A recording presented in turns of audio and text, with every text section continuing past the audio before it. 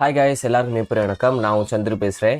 இன்றைக்கி நம்ம வீடியோவில் என்ன பார்க்க வரோம்னா, ஆல்ரெடி ப்ரீவியஸ் வீடியோவில் பார்த்தீங்கன்னா ரெட்மியோட நோட் 10 ப்ரோ மேக்ஸுக்கும் நோட் 10 ப்ரோக்கும் என்ன வித்தியாசம், எந்த ஃபோன் ஒர்த்து, எது வேல்யூ ஃபார் மணின்னு சொல்லி ஒரு செப்பரேட்டான வீடியோ போட்டிருப்பேன்.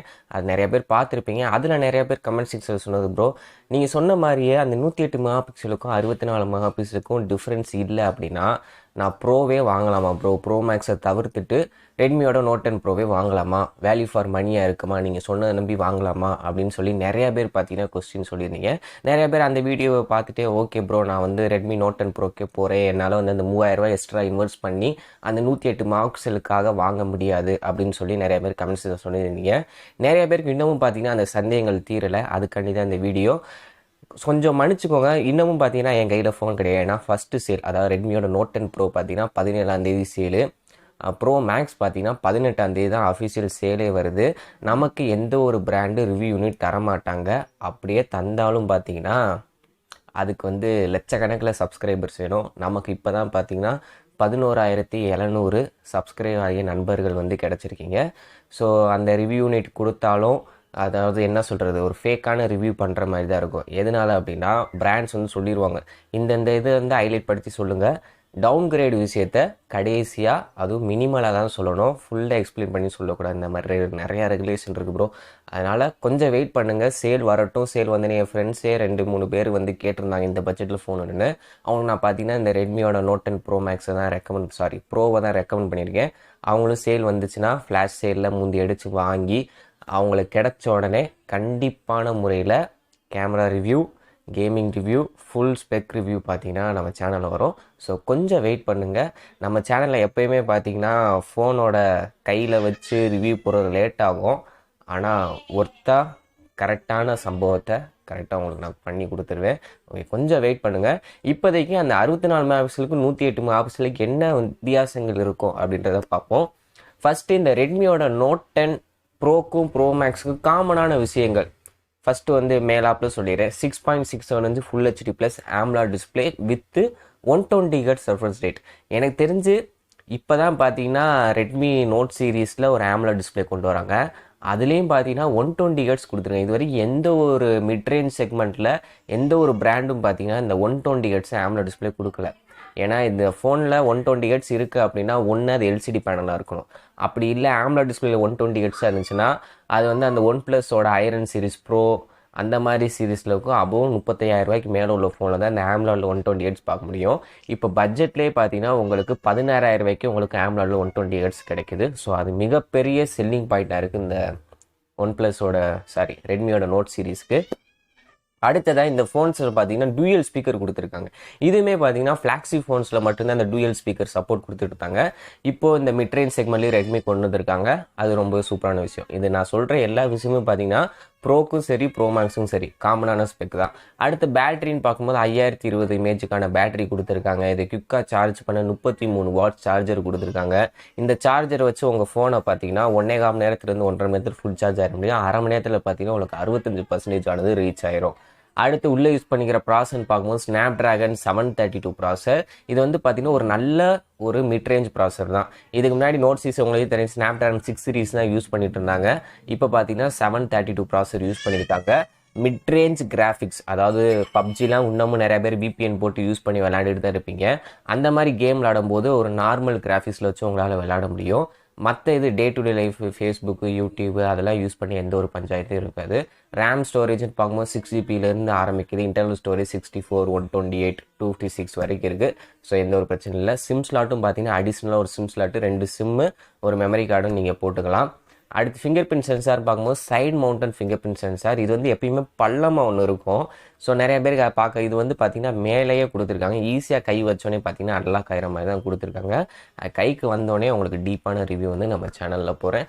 அடுத்து வழக்கமாக 3.5 ஆடியோ ஜாக் இருக்குது. மேலே இங்கிலீஷ் ஸ்பீக்கர் சொன்ன மாதிரி இருக்குது. IR ரிமோட் சென்சாரும் இருக்குது. எல்லாமே பார்த்திங்கன்னா ஒரு கம்ப்ளீட் பேக்கேஜாக கொடுத்துருக்காங்க. என்ன ஒரு மாற்றம், பேக் சைடில் ப்ரைமரி கேமரா 108 மெகா பிக்சல் வந்து ப்ரோ மேக்ஸில் இருக்குது. 64 மெகா பிக்சல் பார்த்தீங்கன்னா ப்ரோவில் இருக்குது. மற்றபடி 8 mega pixel wide angle, 5 mega pixel வந்து macro sensor, 2 mega pixel depth, front camera பார்த்தீங்கன்னா 16 mega pixel selfie camera. Camera ஆப்ஷன்ஸும் பார்க்கும்போது அந்த vlog மோடு, அதுக்கப்புறம் வந்து ட்ரூயல் கேமரா மோடு, ஃப்ரண்ட் கேமராவும் ரெக்கார்ட் ஆகும், பேக் கேமரா அல்டிமேட்டாக ரெக்கார்ட் ஆகும். அடுத்து நிறைய ஃபில்டர்ஸ் கொடுத்துருக்காங்க, ஸ்கை சேஞ்ச் பண்ணுறது, இந்த மாதிரி ஏகப்பட்ட ஆப்ஷன்ஸ் பார்த்தீங்கன்னா கேமராவில் கொடுத்துருக்காங்க. என்ன ஒன்று நிறையா பேர் இன்னமும் எதிர்பார்க்குறது பார்த்தீங்கன்னா, அந்த பிளரிங் வீடியோ எடுக்கும்போது பேக்ரவுண்ட் பிளர் ஆகி வச்சு எடுக்கிற வீடியோ வந்து இன்னும் ஆப்ஷன் அவங்க கொடுக்கல. ஜஸ்ட் வந்து போக்கோ X2 லான்ச் சேனல்லேருந்து அவங்க கேட்டுக்கிட்டு இருக்கிறது அந்த பிளரிங் வீடியோ. அது ஏன் இன்னும் கொடுக்காமல் இருக்காங்கன்னு தெரில. அதுவும் கொடுத்துருந்தா இன்னும் கொஞ்சம் சூப்பராக இருந்திருக்கும். இப்போ மெயின் விஷயத்துக்கு வரும். இந்த 108 மெகாபிக்சலுக்காண்டி நான் 3000 எக்ஸ்ட்ரா பே பண்ணி வாங்கவா அப்படின்னு கேட்டிங்கன்னா, நான் இதுக்கு முன்னாடி போட்ட வீடியோலையும் சொல்லியிருந்தேன். இப்போது ஒரு கேமரா மட்டும் மாற்றுறனால அந்த ஃபோனோட கேமரா வேறு லெவலில் இருக்குமா, ஃப்ளாக்ஷிப் லெவலில் இருக்குமா அப்படின்னு கேட்டால் கண்டிப்பாக இருக்காது. எப்பயுமே பார்த்தீங்கன்னா கேமராவோட லென்ஸ் முக்கியம், கேமராவோட சென்சார்ஸ் முக்கியம், இமேஜ் ப்ராசஸிங் சாஃப்ட்வேரில் அவங்க பண்ணுற மாடிஃபிகேஷன் முக்கியம். First camera lens, camera sensor, இது வந்து பார்த்தீங்கன்னா சாம்சங் சென்சார் தான் யூஸ் பண்ணியிருக்காங்க. லென்ஸும் பார்த்தீங்கன்னா நல்ல லென்ஸ் தான். ஆனால் உள்ளே யூஸ் பண்ணுற சிப் பார்த்தீங்கன்னா ஸ்னாப்ட்ராகன் 732 ப்ராசஸர். இதனால ஓரளவுக்கு தான் பார்த்தீங்கன்னா இமேஜை வந்து மேக்கப் பண்ணி கொடுக்க முடியும். இருக்கிற இமேஜோட கொஞ்சம் பெட்டராக முடியும். நான் முன்னாடியே சொல்லியிருந்தேன், அந்த 108 மெகாபிக்சல் எடுக்கிற ஃபோட்டோவையும் அந்த 64 மெகாபிக்சல் எடுக்கிற ஃபோட்டோவையும் பக்கத்தில் வச்சு பார்த்தீங்கன்னா லைட்டாக அந்த ஷேடோவில் உள்ள டீட்டெயில்ஸ் வந்து கொஞ்சம் டெவலப் பண்ணி காட்டும். அந்த சேச்சுரேஷன் லெவல் அந்த மாதிரி விஷயத்தில் ரெண்டையும் கம்பேர் பண்ணி பார்க்கும்போது தான் வித்தியாசம் தெரியும். மற்றபடி சோஷியல் மீடியாவில் போஸ்ட் பண்ணுறதுக்கோ, நீங்கள் வந்து எடுத்துகிட்டு ஒரு அழகான ஒரு செனீரியோ போகிறீங்க, இப்போ ப்ரோ மேக்ஸ் மட்டும்தான் உங்கள் கையில் இருக்குது அப்படின்னா உங்களுக்கு அந்த ஃபோனில் எடுக்கிற இமேஜ் சூப்பராக இருக்கும். இல்லை ப்ரோ மட்டும்தான் உங்கள் கையில் இருக்குது அப்படின்னா அதில் இமேஜ் எடுக்கிறது சூப்பராக இருக்கும். கம்பேர் பண்ணால் மட்டும்தான் வித்தியாசங்கள் தெரியும். ஸோ அதை பற்றி நீங்கள் நினைக்க வேணாம். பிக்சல் பைண்டிங் தான். இப்போ உதாரணத்துக்கு டே லைஃப்பில் நடக்கிற ஒரு விஷயத்தையே சொல்கிறேன். இப்போ வந்து நீங்கள் ஒரு ஃபோன் வாங்குறீங்க, அது 108 மெகாபிக்சலாக இருக்கட்டும், இல்லை வருங்காலத்தில் 208 மெகாபிக்சல் கூட வரலாம். எடுத்து டக்குன்னு கேமரா எடுக்கிறீங்க, ஒரு செனீரியோவை ஃபோட்டோ எடுக்கணும். இப்போ பஸ்ஸில் போயிட்டுருக்கீங்க, மூவிங்கில் இருக்கீங்க, இல்லை பைக்கில் போயிட்டுருக்கீங்க, டக்குன்னு ஒரு ஸ்டில்ஸ் எடுக்கணும் அப்படின்னா டக்குன்னு கேமரா ஓப்பன் பண்ணி ஷட்டர் ஆன் பண்ணிடுவீங்க. அந்த டிஃபால்ட்டாக ஓப்பன் பண்ணுற இடத்துல நார்மல் 16 மெகாபிக்சல் கேமராக்கான அவுட்புட் மட்டும்தான் கொடுக்கும். நீங்கள் எத்தனை பேர் வந்து ப்ரோ மோடில் போயிட்டு அந்த 48 மெகாபிக்சல், 64 மெகாபிக்சல், 108 மெகாபிக்சல்ன்ற ஆப்ஷனை எனேபிள் பண்ணி ஃபோட்டோ எடுக்கிறீங்க? சொல்லி பாருங்கள். எதையாச்சும் ஃப்ரெண்ட்ஸ் கூட்டமாக இருக்கும்போது, என் ஃபோன் 108 மெகாபிக்சல் இருக்குது, பார்க்குறியா, ஃபோட்டோ எடுத்து காட்டவா அப்படின்னு சொல்லி எடுக்கும்போது மட்டும்தான் நீங்கள் ப்ரோ மோட்லேயோ இல்லை செட்டிங்ஸ்லேயோ போயிட்டு அந்த 108 மெகாபிக்சலை எனேபிள் பண்ணி ஃபோட்டோ எடுப்பீங்க. அப்படி எடுக்கும்போது என்னென்னா, டபுள் டேப் பண்ணி ஜூம் பண்ணால் கூட அந்த தூரத்தில் உள்ள டீட்டெயில் பார்த்தீங்கன்னா லாஸ் ஆகாமல் உங்களுக்கு கிடைக்கும். மற்றபடி நார்மலாக ஃபோட்டோ எடுக்கிறோம், டக்குன்னு செல்ஃபி எடுக்கிறோம், கேமரா வர்றா ஃபோட்டோ எடுப்போம் அப்படின்னு சொல்லும்போது நார்மலாக டிஃபால்ட்டாக ஓப்பன் பண்ணோடனே நார்மல் 64 மெகாபிக்சலுக்கான சென்சார் மட்டும்தான் வேலை செய்யும். 108 மெகாபிக்சல் எப்போ எடுக்குன்னா நீங்கள் ப்ரோமோவில் போய் எனேபிள் பண்ண தான் எடுக்கும். அதில் என்ன ப்ராசஸ் நடக்குது அப்படின்னா, நீங்கள் எடுக்கும் போது ஒரு செகண்ட் ஆனது சட்டரானது சுற்றும். நிறைய பேர் நோட்டீஸ் பண்ணியிருப்பீங்களா என்னன்னு தெரில. அந்த ப்ரோ மோடில் போயிட்டு அந்த 64 48 எனேபிள் பண்ணும்போது ஜஸ்ட்டு சட்டரானது 1 செகண்டோ 2 செகண்டோ பார்த்தீங்கன்னா சுட்டும். அதுக்கு என்ன காரணம்னா, அட்ட டயத்தில் உங்களுக்கு 4 ஃபோட்டோவோ 8 ஃபோட்டோவோ பார்த்தீங்கன்னா பேக்ரவுண்டில் எடுத்து அதை ஒன்றா மெர்ஜ் பண்ணி ஒரு கிளியரான அவுட்புட் வந்து கொடுக்கும். அதுதான் பார்த்தீங்கன்னா இந்த இமேஜ் ப்ராசஸிங், பிக்சல் பைண்டிங் அப்படின்றத சொல்லுவாங்க. இதனால் என்ன நடக்கும்னா, நல்ல ஒரு ஷேடோவில் உள்ள டீட்டெயில் கூட உங்களுக்கு கிடைக்கும். அந்த டைனாமிக் ரேஞ்ச், இப்போ வெயில் வந்து பளிர்னு அடிக்குது, ஸோ அப்போ வந்து நிழலும் இருக்கும், கிளியரான இடத்துல ஒரு ஃபோட்டோஸும் இருக்கும். அந்த இடத்துல பார்த்தீங்கன்னா ரெண்டே ஈக்குவலான ஒரு முறையில் உங்களுக்கு அவுட்புட்டில் கொடுக்கும். அதுதான் பார்த்தீங்கன்னா இது. ஸோ அதனால் இந்த 64க்கும் 108க்கும் பெரிய வித்தியாசம் இருக்குமான்னு கேட்டிங்கன்னா கண்டிப்பாக இருக்காது. ஸோ தாராளமாக நீங்கள் ரெட்மியோட நோட் 10 ப்ரோ ஃபோனை வாங்கலாம். உங்கள் இன்னும் கொஞ்சம் புரிய வைக்கணும் அப்படின்னு பார்த்தீங்கன்னா, ப்ராசஸிங்கில் தான் நான் இமேஜ் ப்ராசஸிங் தான் முக்கியம் அப்படின்னு சொல்கிறேன். இப்போது ஸ்னாப்ட்ராகனோட 855 ப்ளஸ்ஸு, இப்போ 865 888 ப்ராசஸர்லாம் பார்த்தீங்கன்னா அவன் யூஸ் பண்ணுறது மினிமம் 12 மெகாபிக்சல் கேமரா, இல்லை 48 மெகாபிக்சல் கேமரா. இதுவே போதுமானது. 12 மெகாபிக்சலே பார்த்தீங்கன்னா வேறு லெவலில் ஃபோட்டோ கிடைக்கும். உங்கள் எல்லாத்துக்கும் தெரியும். என் ரெட்மியோட K20 ப்ரோ அது வந்து கிட்டத்தட்ட 2 வருஷம் பழைய ஃபோன் ஆக போகுது. அந்த ஃபோனோட ஒரு இமேஜையும் இப்போ ரெட்மி லான்ச் பண்ணிக்கிற நோட் 10 ப்ரோ மேக்ஸில் 108 மெகாபிக்சல் எடுக்கிற இமேஜையும் கம்பேர் பண்ணிங்கன்னா அந்த ரெட்மியோட K20 ப்ரோவோட ஃபோட்டோ தான் பார்த்தீங்கன்னா நல்லாயிருக்கும். இது யாராச்சும் உங்கள் ஃப்ரெண்ட்ஸ் யாராவது K20 ப்ரோ வச்சுருந்து நீங்கள் ப்ரோ மேக்ஸ் வாங்கினீங்கன்னா ஜஸ்ட் ஒரு ஃபோட்டோ ஒரே இடத்துல வச்சு எடுத்து பாருங்கள், உங்களுக்கே உண்மை புரியும். காரணம், அதில் இமேஜ் ப்ராசஸிங் ஆனது ஃப்ளாக்ஷிப் லெவலில் பயங்கரமாக இருக்கும். அதுதான் இம்பார்ட்டண்டான விஷயம். சென்சார் என்ன தான் நல்லா இருந்தாலும், ஹார்ட்வேர் என்ன தான் நல்லா இருந்தாலும், உள்ளே நடக்கிற இமேஜ் ப்ராசஸிங்க்கு முக்கிய காரணமே பார்த்தீங்கன்னா ப்ராசஸர் தான். ஓகேவா? இப்போ நெறைய பேர் பார்த்தீங்கன்னா, ஃபோன் வாங்குனோனே கேமரா டு ஏபிஐ எனேபிள்டு தான் இருக்கு. டக்குன்னு வந்து குரோம்ல போயிட்டு XDA டெவலப்பர்ஸ்ல கூகுள் கேமரா வந்து டவுன்லோட் பண்ணி இன்ஸ்டால் பண்ண தான் போறீங்க.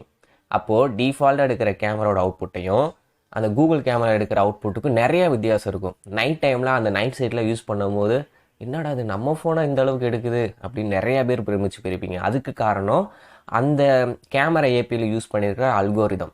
அந்த சாஃப்ட்வேர் டெவலப் தான் பார்த்தீங்கன்னா, அதுக்கு முக்கிய காரணம். ஸோ ஒரே ஹார்ட்வேர் தான் உங்கள் டிஃபால்ட் கேமராவில் எடுக்கிற இமேஜ் வந்து சுமாராகவும், கூகுள் கேமரா மூலயமா எடுக்கிற இமேஜ் வந்து பக்காவாகவும் இருக்கும். அதுக்கு காரணம் அந்த இமேஜ் ப்ராசஸிங். ஸோ இப்போ உங்களுக்கு புரியும்னு நினைக்கிறேன். ஒன்றும் பிரச்சனை இல்லை. அந்த 3000 ரூபாய்க்கு ஏதாச்சும் ஹார்ட்வேரில் இம்ப்ரூவ் பண்ணியிருக்காங்க. ப்ராசர் வந்து ஸ்னாப்ட்ராகன் 732 போல் ஸ்னாப்ட்ராகன் 765 யூஸ் பண்ணியிருக்காங்க. 5G ப்ராசர் அப்படின்னா 3000 எக்ஸ்ட்ரா கொடுத்து நீங்கள் ப்ரோ மேக்ஸே வாங்கலாம், நல்ல ஃபோன் தான் அப்படின்றத சொல்லிப்பேன். வெறும் சென்சாரை மட்டும் மாற்றிருக்காங்க. இங்கிட்ட 64, இங்கிட்ட 108. இதில் கேமரா வந்து இன்னும் கொஞ்சம் நல்லாயிருக்கும், சூப்பராக இருக்கும், லோ லைட்டில் பெர்ஃபார்மன்ஸ் பயங்கரமாக இருக்குன்னு சொல்லி அவங்க லான்ச் பண்ணி 3000 ரூபாய்க்கு பார்த்தீங்கன்னா ஒரு டிஃப்ரென்ஸை வச்சுருக்காங்க. இது எனக்கு கேட்டால் ஒர்த்தான்னு கேட்டிங்கன்னா, ஃபோனோட ஸ்பெக் வைஸ் பார்க்கும்போது ஒர்த்து தான். அது உங்கள் ப்ரோவை ஸ்கிப் பண்ணிவிட்டு ப்ரோ மேக்ஸே லான்ச் பண்ணிக்கலாம். ரெட்மி நோட் 10 அப்புறம் நோட் 10 ப்ரோ மேக்ஸ் அப்படின்னு சொல்லி லான்ச் பண்ணி அந்த ப்ரோவை ஸ்கிப் பண்ணியிருக்கலாம். அதை விட்டுட்டு இவங்க எல்லாத்தையும் லான்ச் பண்ணிவிட்டு வேறு 64, 108 இதுக்கு ரெண்டுக்கு வித்தியாசம் என்னன்னு கேட்டால் கேமரா மட்டும்தான் 3000 ரூபாய் நீங்கள் பே பண்ணணும் அப்படின்றாங்க. நான் என்ன சொல்கிறேன் அப்படின்னா, அந்த 108 வாங்கவே வாங்காதீங்க, ப்ரோ மேக்ஸை அவாய்ட் பண்ணிடுங்க. ஏன்னா அதுக்கு பெரிய வித்தியாசமே கிடையாது. ஜஸ்ட்டு ரெட்மியோட நோட் 10 ப்ரோ வாங்குறீங்களா, AMOLED டிஸ்பிளே இருக்குது, same processor, charging speed okay, battery நல்லா இருக்குது, டூயல் ஸ்பீக்கர் இருக்குது, AMOLED டிஸ்பிளே வேறு, மூவி பார்க்க நல்லாயிருக்கும். Camera 64 pixel. டக்குன்னு ஃபோனை வாங்க, XDA டெவலப்பர் போங்க. ஆல்ரெடி கூகுள் கேமரா பார்த்தீங்கன்னா நோட் 10 ப்ரோக்கு கிடச்சிருச்சு. அதை இன்ஸ்டால் பண்ணுங்கள், பக்காவான கேமரா அவுட்புட் உங்களுக்கு கிடைக்கும். ஸோ அவ்வளோதான்.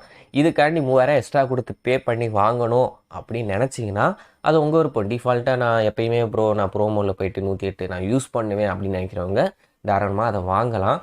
ஓகேவா? அப்படி இல்லை நானே 15,000 தான் பட்ஜெட் வச்சுருக்கேன் அப்படின்னா கூட ஒரு 1000 ரூபா போட்டு ரெட்மியோட நோட் 10 ப்ரோ வாங்குறது ஒரு நல்ல முடிவாக இருக்குன்னு தான் சொல்கிறேன். இது என்னோடய பர்சனல் ஒப்பீனியன். இது நிறையா ரிவ்யூவர்ஸ் பார்த்தீங்கன்னா நிறையா பெரிய பெரிய சேனலில் பார்த்துருப்பீங்க. அவங்க என்ன சொல்லுவாங்க அப்படின்னா, இந்த 108 மார்க்ஸில் பார்த்தீங்கன்னா லோ லைட்டில் நல்லா இருக்குது, டைனாமிக் ரேஞ்ச் சூப்பர், இதில் வந்து EAS இருக்குது, வீடியோ ஸ்டெபிலைசேஷன் சூப்பராக இருக்கும், vlog மோடு எடுக்கலாம், ஷேக் ஆகாமல் இருக்கும், இந்த மாதிரி ஏகப்பட்டது சொல்லுவாங்க. அது காரணம் என்னென்னா, அவங்களுக்கு ரிவ்யூ யூனிட் வந்து ரெட்மி தரப்புலேருந்து ஆல்ரெடி கொடுத்துட்டு இந்த மாதிரி ஒரு ஸ்கிரிப்ட் பேப்பர் ஆல்ரெடி அவங்களுக்கு மெயில் பண்ணிடுவாங்க. அதிலே பார்த்தீங்கன்னா ஹைலைட்டான விஷயங்கள் என்ன, இதில் என்ன அல்கோரிதம் யூஸ் பண்ணுறோம், என்னென்ன லொசுக்குன்னு சொல்லி எல்லாமே இருக்கும். அதை படித்து அவங்க சொல்லுவாங்க. நெகட்டிவ் பாயிண்ட்டை கடைசியாக இட்ஸ் ஓகே இது பண்ணியிருக்காங்க, ஏன்னா இந்த பட்ஜெட்டுக்கு நம்ம இவ்வளோ தான் எதிர்பார்க்க முடியும் அப்படின்னு சொல்லி முடிச்சுருவாங்க. நீங்களும் ஓகே ஃபோன் வந்து அவங்க கையில் வச்சு பேசுகிறாங்கன்னு. எனக்கும் ஃபோன் வந்து கையில் வச்சு பேசணும் தான் ஆசை.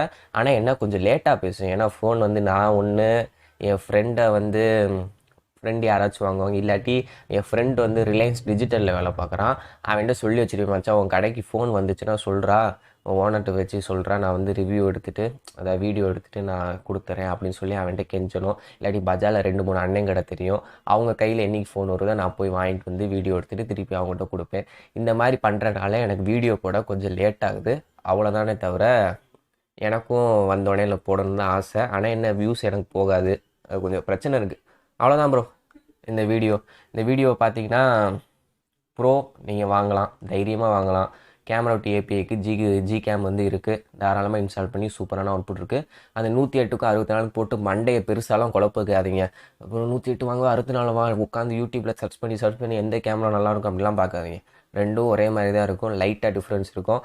அதுக்கு நீங்கள் இந்த கேமராவில் எடுத்துகிட்டு 64 மெகா கேமரா லைட்டாக ஸ்னாப்சீட்டில் லைட்டாக பூஸ்டப்பு, லைட் ரூமில் டிங்கரிங்லாம் பார்த்தா அதுக்கு ஈக்குவலான அவுட்புட்டும் உங்களுக்கும் கிடைக்கும். ஸோ அவ்வளோதான் இந்த வீடியோ உங்களுக்கு பிடிச்சிருக்குன்னு நினைக்கிறேன். பிடிச்சிருந்தா மறக்காமல் லைக் பண்ணிடுங்க. நம்ம சேனலில் தான் ஃபஸ்ட் டைம் வீடியோ பார்க்குறீங்க, இல்லை ஆல்ரெடி நம்ம சேனலில் வீடியோ பார்த்துட்ருக்கீங்கன்னா சப்ஸ்கிரைப் பட்டனை வந்து ப்ரெஸ் பண்ணிடுங்க. பெல் ஐக்கானை ப்ரெஸ் பண்ணால் எனக்கு நோட்டிஃபிகேஷன் வரும். நிறைய பேருக்கு பெல் ஐக்கானை ப்ரெஸ் பண்ணியுமே நோட்டிஃபிகேஷன் போக மாட்டேங்குது. ஏன்னா என் ஃபோன் இன்னொரு ஃபோன்லேயே நான் எடுத்து பார்ப்பேன், நோட்டீஸ் நான் போட்டு 2 நாள் ஆகிருக்கும், 2 நாளுக்கு அப்புறம்லாம் நோட்டிஃபிகேஷன் வரும், இல்லாட்டி சுத்தமாக வராது. அந்த மாதிரி பிரச்சனை இருக்குது. ஸோ சப்ஸ்கிரைப் பண்ணிட்டு உங்கள் ஃப்ரெண்ட்ஸ் அண்ட் ஃபேமிலிக்கு ஷேர் பண்ணுங்கள். மீ கொண்டு இது போன்ற வீடியோவில் சந்திக்கிறேன். அது வரைக்கும் நன்றி, வணக்கம்.